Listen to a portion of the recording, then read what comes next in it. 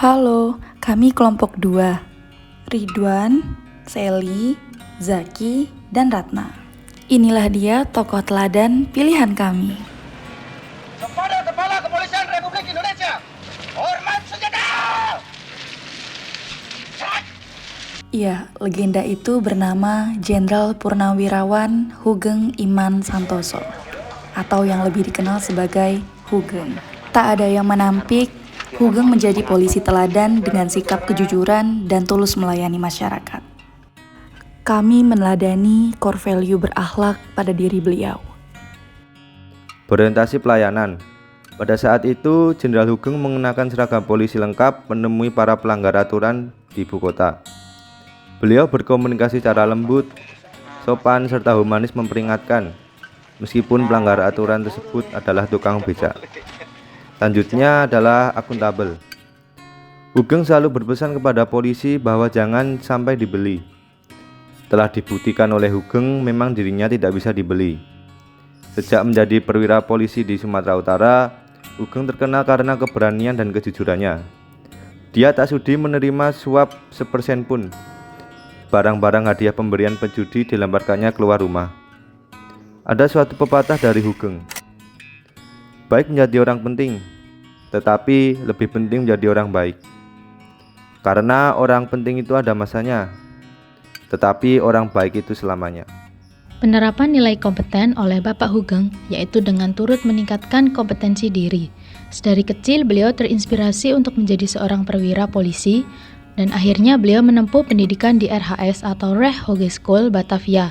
Selain itu beliau juga turut mengikuti pelatihan kemiliteran Nippon dan Koto Keisatsu serta pendidikan polisi akademi. Perjuangannya menempuh pendidikan demi meningkatkan kompetensi. Tidak hanya itu, beliau juga mengikuti kursus di Provost Marshal General School pada Military Police School Port Gordon, Amerika Serikat.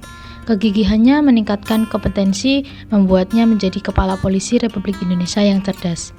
Tak hanya itu, beliau juga turut melaksanakan tugasnya dengan kualitas terbaik. Meskipun beliau seorang jenderal, namun jenderal tetap saja polisi. Beliau tidak segan turun ke jalan dan menertibkan lalu lintas. Kemudian penerapan nilai harmonis oleh beliau yaitu dengan membangun lingkungan kerja yang kondusif. Beliau melakukan pembenahan beberapa bidang yang menyangkut struktur organisasi di tingkat Mabes Polri. Hasilnya, struktur baru lebih terkesan dinamis dan komunikatif.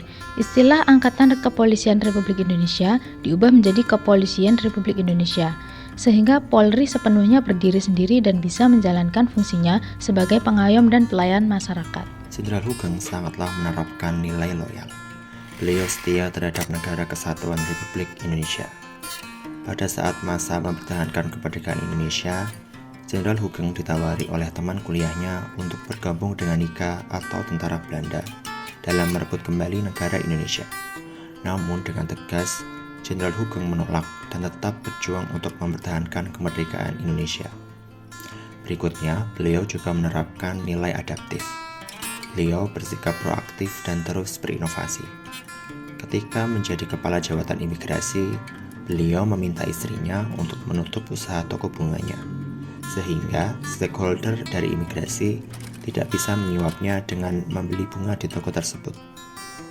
Hal ini menunjukkan bahwa Jenderal Hugeng bersikap proaktif, tidak harus menunggu ditemukannya gratifikasi, namun beliau menumpas gratifikasi tersebut dari awalnya. Selain itu, Jenderal Hugeng terus berinovasi dengan mengubah berbagai unsur dari institusi kepolisian, supaya sesuai dengan fungsinya sebagai pengayom masyarakat. Selanjutnya, nilai kolaboratif. Pada tahun 1971 lalu, Kapolri Hugeng pernah membentuk tim khusus untuk menangani kasus pemerkosaan seorang penjual telur yang sering disebut sebagai kasus Sum Kuning. Tim yang diketuai oleh Kadapol 9 Jawa Tengah, Suwarjiono ini dibentuk untuk menyelidiki lebih lanjut kasus tersebut.